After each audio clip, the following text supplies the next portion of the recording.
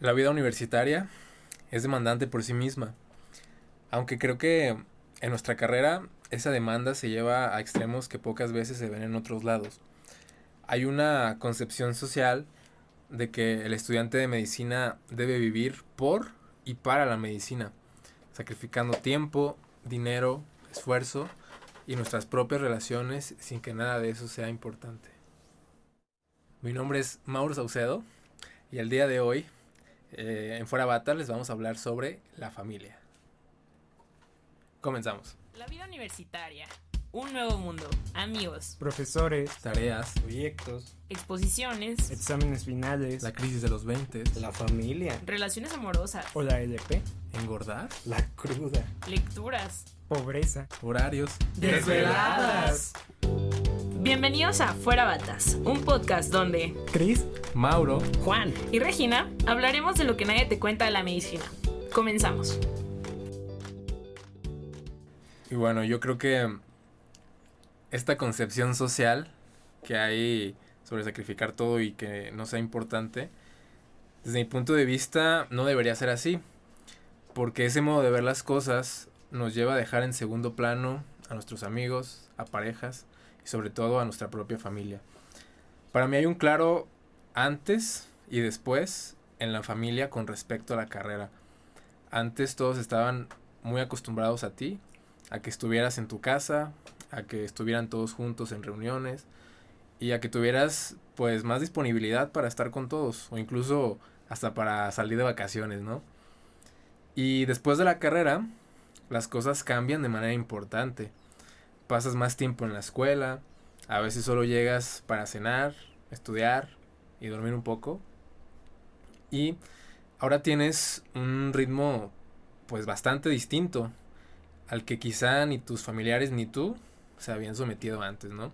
Salvo que pues vengas de una familia de doctores y que pues ya más o menos se conozca, ¿no? Pero en este sentido, creo que la dinámica familiar se modifica. Porque quienes vivan contigo se encontrarán con tu horario pesado, con tus pocas horas de sueño y con tus pocas oportunidades para descansar y para estar en familia realmente. Y es claro que al final pues terminan por adaptarse, pero quizá para ti sea un poco difícil aceptar ciertas acciones que vienen con esa adaptación. Como el hecho de que pues hagan planes sin ti o que te digan el típico, pues es que ya sabía que no podías. Ya pensamos que ya había cenado. Ah, exacto. Pensábamos que habíamos cenado y por eso no te trajimos. estabas Tacos. aquí. Y yo como de, Ahora mi mamá. Exacto. Y bueno, por otro lado, habemos también quienes sufrimos pérdidas de seres queridos durante la carrera. Y es un poco complicado lidiar con esto porque la demanda escolar pareciera como si no te dejara vivir el duelo como deberías. Y creo que reprimir estos sentimientos que esencialmente deberían vivirse para poder sanarlos, pues no te van a permitir pues sobreponerte a eso, ¿no? Y en caso de que vengas, como ya les dije, o no de una familia de médicos, hay expectativas que se crean sobre ti, sobre pues cómo deberías tú ser como estudiante, ¿no? Y estas mismas expectativas pues pueden influir mucho en añadirte más estrés, mayor sentimiento de frustración, incluso de culpa por no cumplirlas, ¿no? Y creo que esto puede ser pues bueno, te puede llegar a traer cosas muy negativas. No sé, Juan, tú qué tengas que decirnos al respecto de eso. Bueno, con respecto a las expectativas, yo vengo de una familia pues que recién mis primas se graduaban de medicina, pero antes que ellas yo no tenía familiares médicos. O sea, ni mis tíos por parte de mi mamá, ni por parte de mi papá, primos, ni demás, pues nada de medicina. Si acaso había quien había estudiado enfermería, pero jamás ejerció, entonces no se vio como inmerso en el mundo de las ciencias de la salud, ¿no? Pero sí es cierto que se generan expectativas tanto en tu familia como tus tíos, primos y demás, y en tu familia nuclear. Siempre es como la típica reunión familiar a la que pudiste acudir ya una vez dentro de la carrera y no falta quien te pregunta, oye, ¿en qué te vas a especializar? Y tú La típica. Dime que cirugía plástica, por favor. Ajá, o de Para que me operen para, sangre. hazte cirujano, y antes de que puedas contestar, antes de que te den la oportunidad de que digas, no sé, pues no sé. ¿Voy en primero? Exacto, estoy leyendo célula, ¿no? Exacto. Y ya la tía de que, no, pues hazte cirujano plástico para que nos practiques con nosotros y nos pongas bien chidas, ¿no? También no falta quien te pida consulta desde el primer semestre de medicina, de que, ay, oye, mi bebé trae cólicos, ¿qué le puedo dar? Y tú de, Amor. dele Pues mucho cariño. no sé, tía, pero le puedo decir que el Lactancia retículo materna libre de endoplásmico. demanda, ¿no? Las consultas gratis que no te dejan ni cenar, que Sí. de repente se vuelve hasta cansado el hecho de acudir a una reunión porque ya sabes que va a estar la típica pregunta de, oye, ¿y qué me tomo? Oye, ¿y esto? Oye, y de repente me empezó a doler acá. Que pues a lo mejor suena sangrón, si me llegan a escuchar gente ajena a medicina, a lo mejor se va a escuchar como de, ay, no sabía que te molestaba, pero no lo voy a volver a hacer. Y no es como tratar de victimizarnos, pero imagínense que alguien que estudia arquitectura le dijeran a medio de un pozole, súper crucial, Con la Oye, tostada, ¿no? oye, voy a empezar a construir, ¿qué me recomiendas hacer con este espacio? Pues obviamente no es ni el momento ni el lugar para hacerlo, y a lo mejor si eres estudiante ni siquiera estás preparado para dar recomendaciones, y lo que digas puede repercutir gravemente en la salud de tu familiar. Entonces sí es un poquito estresante eso. Y también creo que, pues, una reunión familiar no es el lugar realmente. O sea, tú vas a tu reunión pues, a convivir, a estar con todos, a despejarte de esas cosas. Y sí es como de que, viejo, pues, Dame chance, sí, déjamelo poquito, acabo, ¿no? porfa. Me lo acabo de servir, se me debe enfriar. Pásame un limón, ¿no? Si me pasas un limón te doy la consulta. Y luego también pasa bueno, a mí me pasó y yo creo que no soy la única persona, que con mi familia nuclear, sobre todo con mi papá, para mi papá un médico, una vez que se enteró que iba a estudiar medicina, que ya estaba dentro de la carrera y demás, para él los médicos que curan son los con los que él ha convivido. Llámese cirujanos, llámese internistas, otorrinos, profesiones o especialidades más bien en las que han tratado sus enfermedades y que para él son como los fregones de la medicina. Ok. Pero ellos tu familia no se entera que detrás de todo detrás de medicina hay un sinfín de posibilidades. Puedes dedicarte a patología y es un médico que nunca vas a ver probablemente porque pues son tejidos y no se relacionan directamente. Probablemente una persona normal nunca vaya a convivir con un patólogo. Y si tú le llegas y les dices a tus papás de que, ay no, pues quiero ser patólogo, pues, ¿y qué es eso? ¿No? O, ¿qué vas a ver? ¿Qué vas a hacer? Sí. Y para ellos es como que, no, pues los cirujanos son los fregones porque operan y curan. Para los cirujanos también, ¿eh? Ellos se creen lo mejor de lo mejor. Si me están escuchando, los quiero. Saludos a todos. @servicio de cirugía. Pero siempre se genera esto y además del estrés que ya tienes por la escuela, por tus amistades, como ya habíamos hablado en otros capítulos. O sea, todo esto te genera estrés y a eso súmale es cumplir estas expectativas. Y cada fracaso que tú tengas, cada tropiezo que des durante la carrera, estas expectativas familiares te van a estar golpeando la mente como de, uy, le estás fallando a tal, uy, le estás fallando a tal. Y a veces ni siquiera quieres cumplirlas, pero no quieres decepcionarlos. Y creo que esto que dices al final de tener muy presente estas expectativas que tiene tu familia sobre ti, creo que incluso podría llegar a cambiar pues la dinámica per se, ¿no? O sea, porque pues podrías de cierta forma tratar de huir, ¿no? O tratar de buscar otras salidas Sí, a esas. llegar a tu casa y pues esconderte en tu cuarto para que no te pregunten nada, ¿no? O Mijo, ¿cómo te fue? O a lo mejor vas a sentir que una vez que les dijiste, ay no papá, es que quiero ser médico familiar, que están en todo su derecho de ser médicos familiares. Sí, totalmente. Una vez que le diste este golpe de que no vas a ser cirujano plástico, pues a lo mejor tus papás ya no valoran como el esfuerzo que estás haciendo, ¿no? Como, bueno, eso se siente, obviamente puede que sea mentira, puede que sea solo una percepción y una proyección mía personal, pero siento que es como de, ay, bueno, si quieres ser eso, pues ya no se necesita tanto, ¿no? Sí, siento que esa parte como de estás dando tanto para llegar ahí. Ajá. Y me resulta un poco, o sea, personalmente no me sucedió, pero siempre había como este tipo de expectativas de, pues todos los médicos son ricos, ¿no? Y recuerdo que mi papá me lo llegó a comentar alguna vez. Mi papá también siempre decía, Regi, es que ya te quiero ver con tu BMW Ay, pasando no. a nuestro lado. Y yo, No hay nada más distinto que la verdad. La Eh. verdad. Y yo, No manches. el silencio incómodo de... ¿Cómo le explico? espero que me sigas dando right.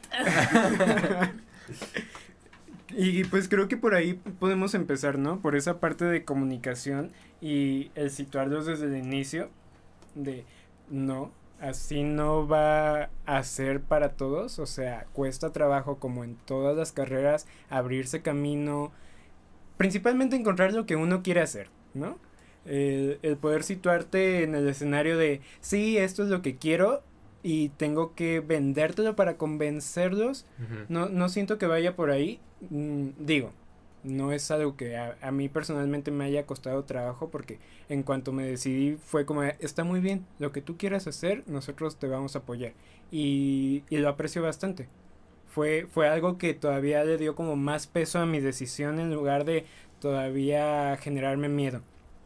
Pero sí entiendo que esta parte de comunicación va a jugar un papel muy importante, sobre todo porque esperan que todo ese esfuerzo y sobre todo el ausentismo de los eventos importantes, de cosas de la familia que eran Tenga muy su de... recompensa, ¿no? Ajá, o sea, como de, pues sí, son los sacrificios, ni modo.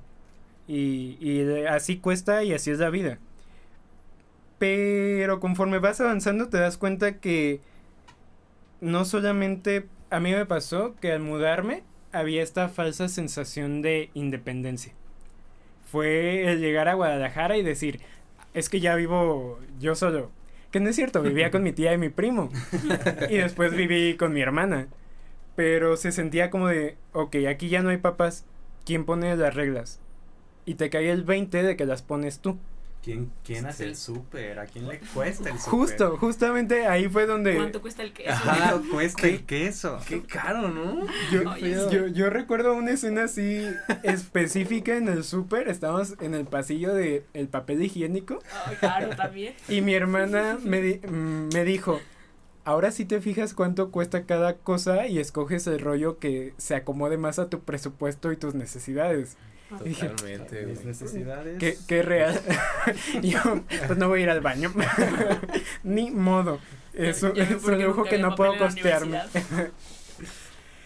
Y comienza como todo este proceso de adaptación. Y pues volvemos a lo mismo, ¿no? Es una cuestión de acomodar tus tiempos, darte espacio, entender qué es lo que te está sucediendo junto con toda la universidad encima, pero necesitas paso a paso entender cómo se siente crecer y no está mal sentirse abrumado y que las cosas no vayan como tú esperabas que fuera tu sueño de irte a Harvard y todo fuera exitoso y lo mejor de lo mejor. No es tan fácil, pero cuesta trabajo y vale la pena porque uno entiende cómo se fue desarrollando esa historia. Particularmente, yo siento que al mudarme sentía como me iba despersonalizando de cosas que sucedían en mi casa. Porque pues al yo venir de fuera, no me enteraba de lo que en tiempo real sucedía allá. Y hay una historia medio curiosa. Cuando yo me vine, mis papás tuvieron como este evento de... La casa es muy grande, ¿no? Era una casa de 3 pisos, donde vivían ahora solamente ellos dos y mi hermano menor. Chris tiene una hacienda en No Aranda. es cierto, Una pero tequilera. Él es muy rico. Él sí tiene BMW. soy pobre, deposítenme. Y fue como, no necesitamos esta casa, los espacios ya son bastante grandes, ¿por qué no la vendemos? Y recuerdo la llamada por teléfono y pues sí, estaría padre, ¿no? Una conversación random. Al aire, ¿no? Casual. Ajá, y de repente, conforme avanzó el tiempo, ya encontramos un comprador. Ajá, Ok. va. después, conforme se dieron las cosas, pues se vende, ¿no? Y yo estaba al tanto de que la casa en la que crecí ya no era más mi casa. Porque pues la vendían y había un plazo de tiempo en el que nos mudábamos y se entregaba la casa pues al nuevo dueño. Y todo esto fue más o menos como entre primero y segundo semestre. El punto así del golpe de realidad fue llegar y que mis cosas ya estuvieran empacadas. Y rotas. Y tiradas a la basura, ¿no es cierto, mamá? Pero fue como ok, esto está sucediendo en realidad. En mi mente, les estoy contando esto como si fuera, como si me hubiera detenido a pensarlo o a darme cuenta de lo que estaba sucediendo, pero pues no, o sea, yo estaba en primero y mi vida estaba hecha a pedazos.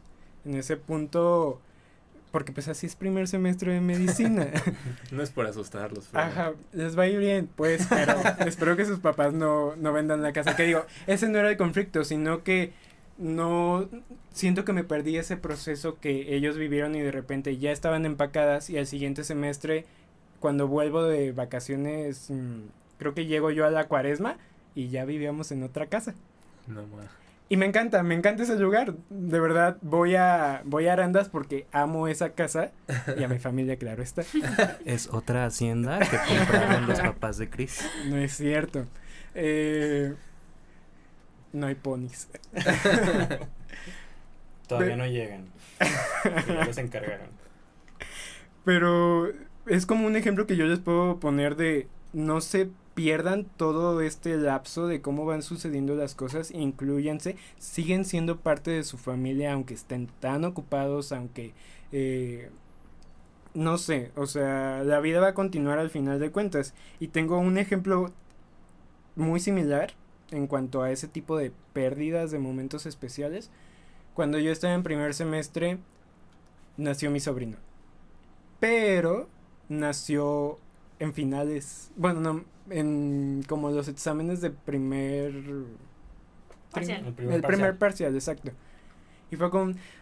¡Ay, qué padre! Me encantaría estar ahí, pero no puedo. O sea, literalmente no puedo transportarme nada más para ir a ver al niño Jesús y regresar de Belén. Entonces... En burro. Porque todavía no llegaba el pony. Eso lo podemos borrar. Pero bueno, el punto es que lo conocí un mes después. Que tuve tiempo, según yo, de ir a verlo. Y creo que no se trata específicamente de eso, pero puedo entender cómo es que la carrera te absorbe tanto que no te permite vivir ese tipo de momentos especiales, o incluso creo que llega a pasar también con los duelos o con las De alguna forma pérdidas. te orilla a desconectarte como de lo que está pasando y no te deja como vivir ese proceso de alegría o alegrías, tristezas y demás, no te lo deja como vivir como se debe, porque siempre hay algo que te está ahí absorbiendo. Sí, yo creo que más que las alegrías, se ve mucho en las tristezas, o sea, en los duelos de pérdidas. Ahí es donde, al menos yo, en la experiencia que he tenido y en lo que he visto con mis compañeros, es donde más nos pesa, donde más se nos dificulta, pues, poder vivirlo por precisamente, pues, este ritmo, ¿no? Que te demanda la carrera. Y, pues, bueno, no sé, Regis, ¿tú qué puedas decir de esto? Bueno, creo que hablar de un duelo en general siempre va a llegar a ser incómodo porque tenemos muchos tabús. O sea, creemos que como es un tema difícil, pues es un momento incómodo, ¿no? O es una plática incómoda. Pero es claro o es lógico que sea una plática incómoda porque nos va a evocar sentimientos de tristeza, nos va a hacer recordar que perdimos algo y a nadie le gusta perder naturalmente, menos cosas o personas que quiere. Pero bueno, hablar de los duelos de forma libre, oportuna y adecuada creo que es lo fundamental o lo que necesitamos para ayudarnos a sobrellevarlo de una forma mejor. Por lo cual, hoy les quiero explicar un poco de cómo fue mi proceso de duelos importantes que tuve durante la carrera. Y para hablar de eso, quiero también explicar qué es un duelo, ¿no? O cómo lo veo yo, ya que hay muchas personas que no han vivido uno. Entonces quiero explicar cómo, más o menos, cuál es mi percepción de él. En general, una persona tiene un lado biológico, un lado social, un lado psicológico y también un lado espiritual que considero importante, y no me refiero solamente a una religión, ¿no? Espiritual en tu espíritu, cómo te encuentras tú contigo mismo, y creo que el duelo forma parte fundamental de esta espiritualidad, porque al fin y al cabo es algo que tú tienes que luchar contigo mismo. Claro que la psicología también forma parte de aquí, luego voy a tocar ese punto, pero bueno. Freud lo divide en etapas, que no me voy a meter tanto en eso, pero lo divide como en negación, tristeza, culpa, enojo, miedo y esperanza, que en general se como resume en 4 etapas. La etapa de la pérdida, que es más bien el reconocimiento de la pérdida, que es ok, soy consciente de que perdí algo. O sea, ese reconocimiento creo que es parte fundamental de vivir el duelo, porque la negación te va a llevar solamente a que tu realidad sea otra y este proceso sea más largo y bla, bla, bla. No soy psicóloga. Otra es el sobre investimiento y el retiro de cargas, que básicamente se resume en que vas a estar recordando lo que vivías con esa persona, te va a estar llegando como el flashback del vínculo que tenías o pues sí, de lo que perdiste, y se va a estar alternando de momentos donde lo olvidas. O sea, lo recuerdo, lo olvido, lo recuerdo, lo olvido. Luego sigue la aceptación de la pérdida y la identificación. Bueno, la identificación, ay, no lo dije bien. Que es, Freud también lo menciona como el duelo de la melancolía. Que básicamente yo lo entendí como que ya lo incorporas, ¿no? Ya supe que ya perdí y lo estoy incorporando como mi día a día. Y el último es cuando tu yo ya perfectamente entiende, ya queda libre y se vuelve como a reincorporar al mundo y a pues tratar de hacer una reconexión. Explicando ya esto, ahora sí les voy a explicar un poco de mi experiencia durante la carrera. Yo tuve como 2 pérdidas muy importantes. Una fue de semestrosa y otra fue en el internado. Me gusta hacer como esta mención de ambas, porque creo que hay muchas cosas muy similares, que es lo mismo. O sea, la carrera te quita mucho tiempo y te hace perderte estos momentos importantes y quizá vivirlos no de forma sana. Y no es como que te obliguen a, pero sí te orillan a, porque tienes pues que dedicarle muchísimo tiempo a la carrera. Ok, bueno. El primero fue en 4º semestre y quiero explicarles un poco de cómo es cuarto. Bueno, al menos cómo fue mi cuarto. Yo iba toda la semana de 7 a 7, o sea, eran 12 horas. Aparte tenía que ir los sábados, eso ya es por perdedora, pero bueno. Okay. Me odio. Me odio y no me quiero, ok. Estoy en medicina, no es cierto. Y pues bueno. Ay, Dios. Eso se puede quedar para el intro. Bueno, aparte de esto, yo también, como ya les había dicho en capítulos anteriores, yo formaba parte de un grupo. Y en ese momento en el grupo estaba organizando las misiones. Ya ven que soy Meli Cervantes. Nos vamos a ir de misiones. Bueno, entonces estábamos organizando misiones y a mí me tocó ser como el líder de un grupo. Que ser el líder de un grupo tiene mucha más responsabilidad en general, porque tienes que organizar pues todo. Tienes que ir a comprar todo, tienes que organizar a tu grupo, tienes que hacer como el match con la comunidad, bla, bla, bla. Entonces mis 12 horas diarias no me bastaban. También me anoté en misiones. Nunca me arrepiento, pero bueno. Y aparte de eso, también me anoté para ser staff de un congreso de medicina que se hacen todos los años. Esto es por febrero. Entonces, recuerdo que días antes de que fuera el congreso, pues no puedo explicarles bien cómo sucedió, porque la neta es que no lo recuerdo. Solo sé que mi papá nos habló. Fuimos o sea, mis hermanos y a mí, fuimos a la casa de mi abuelito. Vi que todos mis tíos y mi papá estaban ahí. Y pues yo en ese momento ya sabía que mi abuelito había fallecido. Eso fue como el primer golpe de realidad que pues no me había dado cuenta que lo estaba viviendo hasta ese momento, ¿no? O sea, que llegué a la casa de mi abuelito y dije, ok, está pasando. Después, durante esa semana, pues ya había iniciado el congreso, entonces había misas. Terminaba el congreso y yo me iba corriendo como al templo, estaba cerca. Y recuerdo que la última misa era un viernes. Y cuando salí, bueno, el congreso ya iba saliendo, y un amigo me dijo de que, hey, Regis, vamos al cine. Y yo, no puedo, voy a ir a misa. Y me iba así como, ¿qué pedo? ¿Por qué vas a ir a misa en viernes, no? Y yo, es que falleció mi abuelito. Y luego cambió su expresión, ¿no? O sea, fue como o sea, ¿cómo? ¿Por qué estás así entonces? ¿Por qué no estás triste? Bla, bla, bla. Como que son expectativas que todos también se empiezan a generar, ¿no? Como una etiqueta de, ok, está viviendo un duelo, debe de estar triste. Que creo que es en parte por lo cual yo casi nunca cuento mis sentimientos como más deep a las personas. Entonces como que ese tipo de que te generan una etiqueta y una expectativa de cómo debes de estar es algo que me incomodaba. Entonces nunca le conté a nadie eso, más que en ese momento dije, qué incómodo. Y pues bueno, al estar triste para ellos, estás como cumpliendo una parte de tu duelo y es lo que ellos ven como un deber. Después de eso, no bastándole a la vida, la siguiente semana terminé con mi novio. Bueno, ahora ex, ¿verdad? Pero bueno, eso es harina de otro capítulo. Escúchanos el 4. Ay, Dios. ¿Hubieran visto la cara de todos cuando dijo eso? Yo ya sabía. Ay, la madre. Pero lo menciono en este capítulo o en esta parte porque sin duda forma parte de un duelo, ¿no? O sea, terminar una relación es otro duelo que pues se me estaba sumando a mi primer duelo. Seguimos, la vida seguía golpeándome. Nada más le faltaba ponerte una oruga peluche en la cama.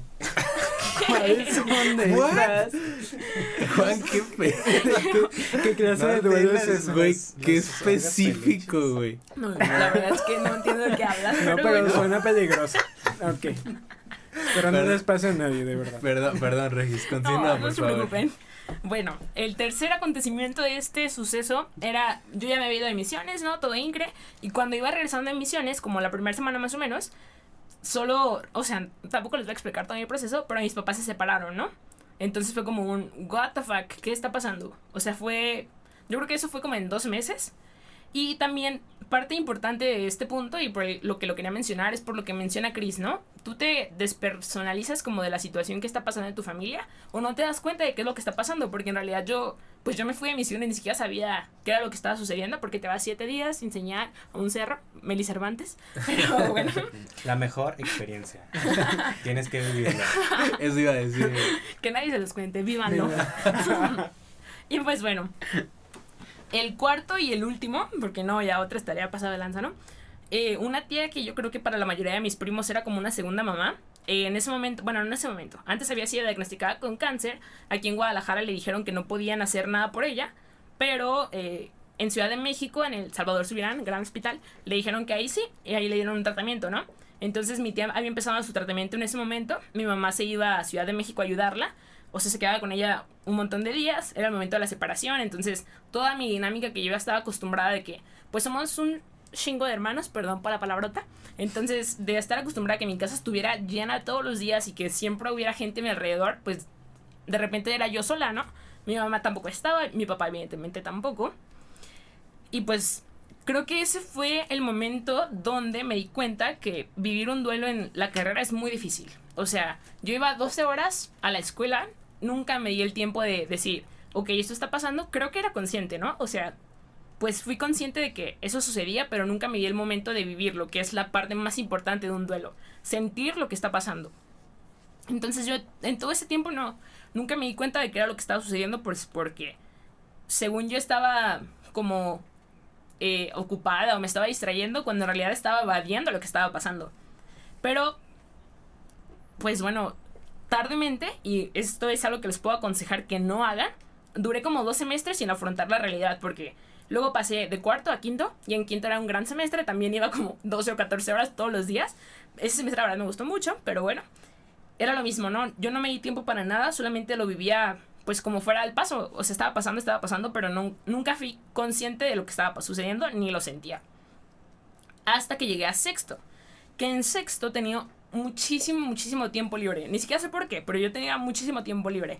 Entonces ahí fue cuando llegó como el golpe de realidad de que, madres, ¿no? O sea, pasó todo esto, ni siquiera supe por dónde empezar, ni siquiera supe qué hacer.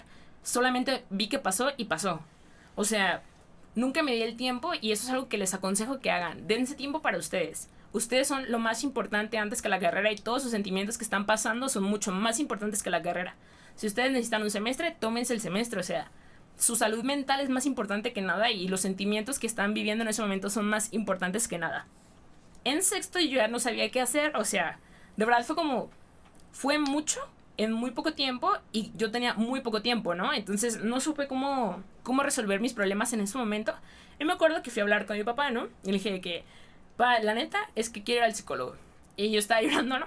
Y mi papá me dijo así como pero es que ¿por qué quieres ir al psicólogo? Aquí estoy yo, puedes contarme todo. Y yo, como el meme de Hey Arnold de Robert, lo sabemos. O sea, Yo nunca fui al psicólogo. Y veme. Se nota. o sea, Pate, te cueme, gracias, pero necesitaba otro tipo de ayuda, ¿no? Entonces creo que ese fue el primero. Y lo que aquí puedo mencionar es eso, o sea, no hice nada bien, así que ustedes no aprendan de aquí más que no evadan sus sentimientos y si necesitan ayuda, pídanla. O sea, la ayuda es muy necesaria. Y el segundo fue ya en el internado. Pues el internado por sí solo es demandante, igual que la carrera, pero como por 1000 más. Tienes que estar en el hospital mucho tiempo, tienes que dedicar mucho tiempo a hacer muchas cosas, a hacer muchos pendientes. Y yo me acuerdo que era como el tercer mes del internado. Yo estaba en Gine, en el hospital en el que lo hice, pues la Toco es un monstruo. De verdad van muchos pacientes a la Toco. Y estábamos iniciando Gine. Los primeros 15 días de Gine yo me fui de vacaciones. Siempre tomen sus vacaciones en Gine. O en Pedi. Confirmo, cualquiera de las dos. Bueno, yo me fui de vacaciones en Gine.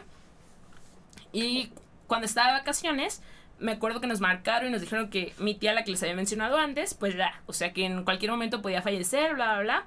Entonces fue como ok, o sea, ya nos tenemos que regresar, nos regresamos, llegamos con mi tía un ratito, cada quien se pudo despedir, bla, bla, bla. Y como al día siguiente ya tenía que regresar al hospital, entonces regresé al hospital y cuando regresé ese mismo día falleció mi tía. Entonces yo decía de que, o sea, voy regresando de vacaciones, ¿no? No es como que pueda llegar a decirle a alguien de que, hola, ¿me dan permiso para volver a faltar? Es que pasó esto. Más porque hay muchos internos que mienten y como que todos creen que estás mintiendo cuando en realidad no estás mintiendo. Además de que yo tenía un amigo que el primer mes del internado yo no hice guardias, ¿no? Entonces el primer mes me tenía guardada como la niña que se pierde las guardias de cirugía. Te perdono, no noticias. Y bueno. Ay, nombre clave. Sí, Cuando guste. Juan el mecánico. Oye, este es tu usuario de Twitter, ¿no? Sí. Síganme. Bueno, yo me acuerdo que ya me tenían como, o sea, no que fuera floja, pero como todo el primer mes no estuve, era como ni siquiera, no me llegaron a reclamar ni nada, pero yo decía, ¿cómo chingados no voy a estar si la Toco arde normalmente? Y pues, yo no hice guardias el primer mes, ellos sí, me acabo de ir de vacaciones, bla, bla. O sea, como que el pedir ese permiso para mí era pedir demasiado, ¿no? Bueno, yo me imaginaba que era pedir demasiado. Entonces, hablé con mi jefa de residentes de Gine y fue como o sea, le dije, y estábamos en servicio, yo me quería ir como en la tarde para poder ir a mi tía a Ciudad Guzmán, entonces nos íbamos a ir a Ciudad Guzmán y le dije de que, oye, es que pasó esto, ¿crees que me pueda ir? Me acuerdo que solo empecé a llorar y me volteé a ver así como, ¿y qué haces aquí? Ya te puedes ir. Y yo, bueno, gracias. Y al día siguiente tenía guardia, o sea, era como todo dude, no puedo abandonar esto porque pues me están demandando tiempo y no puedo dejarlo simplemente así como bueno, adiós.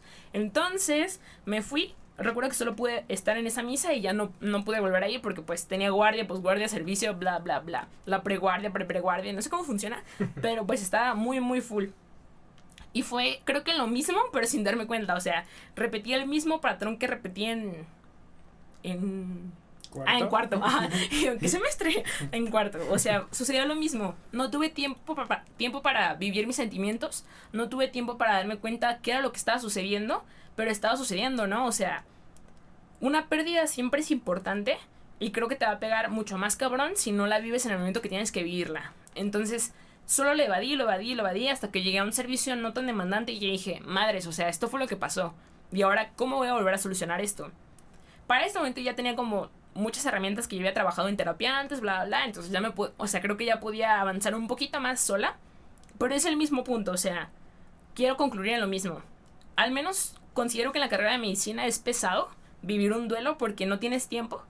Y no es como que te obligan a que no lo vivas, sino que a eso te orillan. Porque te demanda mucho, te quita mucho tiempo, como la introducción que nos mencionaba Mauro. Entonces, creo que lo único que yo les puedo decir es que ustedes son antes que todo. Medicina no va antes que ustedes. Ustedes siempre van antes. Si necesitan tiempo, si necesitan ayuda, pídanla, vívanla. La verdad es que no es algo sencillo. Entonces, anímense a no estar solo y a estar solos y a expresar sus sentimientos. Wow. Bueno, yo les agradezco a todos ustedes de tener la confianza de decir todo esto. O sea, aquí a los oídos de todos nosotros. Bueno, eso habla de que pues ya han tenido un proceso pues ya avanzado, pues, o sea, de superación, ¿no? Entonces yo se los agradezco totalmente. Sí, supongo que la parte más difícil de este capítulo era mostrarnos vulnerables ante lo que nos dolió durante la carrera y decir, ok, sí, pasó esto, y fue difícil y tal vez debía haber hecho esto de una u otra forma, pero ¿qué puedo aprender? ¿Con qué me puedo quedar y cómo puedo avanzar a partir de ello? Creo que es de lo más importante, ¿no? El caer a esa conclusión de Regi de yo soy persona antes que médico, Sí. y yo puedo sentir y yo voy a experimentar y no todo va a ir de la forma que yo espero que vaya. Sí, y también saber pedir ayuda. Yo sé que la carrera te orilla a tener este concepto de que tus médicos superiores siempre van a ser como muy estrictos o cero accesibles, pero estoy seguro de que si ustedes tienen una situación como una situación difícil, la cual requiera tiempo para procesarlo, ni siquiera para estar en un lugar en específico, simplemente tiempo para estar solos o ir a terapia o estar con su familia. Si explican esta situación a sus superiores, yo creo que sería muy hijo de la chingada quien no te diera la oportunidad de vivir un duelo así. Incluso si lo necesitas y no se te da, pues abandónalo. ¿Sabes qué? Primero estás tú, como ya había mencionado Regina.